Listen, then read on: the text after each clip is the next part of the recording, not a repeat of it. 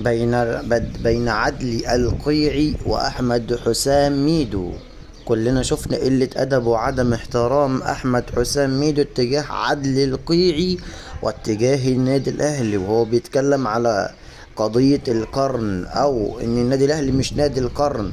وكمان اتكلم على إمام عاشور وقال إمام عاشور شتم الأهلي واحد واحد، وسب صالح سليم وسب عيلة صالح سليم وسب الأهلي. ورغم كل ده اشتريتوه. فين المبادئ؟ فين أدبكوا؟ فين احترامكوا؟ انتوا اتفضحتوا قدام العالم كله.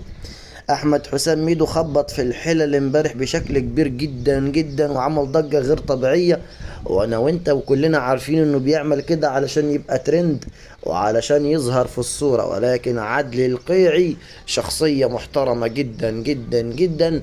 الراجل بيعرف ازاي يرد كرويا، الراجل مش بيقل ادبه ولسانه مش طويل زي احمد حسام ميدو.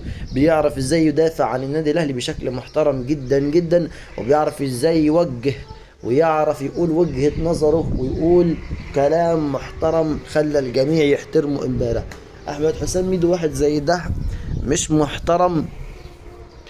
انا مش فاهم، طالع مع ابراهيم فايق مش علشان يعمل حوار محترم، لا ده علشان يقل ادبه. وللاسف معظم اعلاميين الزمالك كلهم بالشكل ده. شكرا ليكم والسلام عليكم ورحمة الله وبركاته.